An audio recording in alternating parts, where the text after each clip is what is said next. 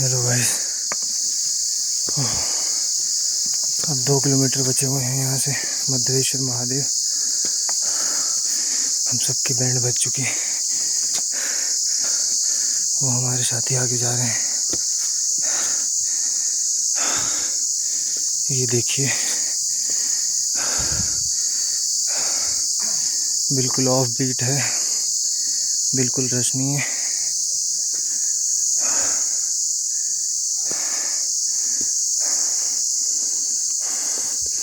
आप हमारी सांसों की आवाज़ सुन सकते हैं।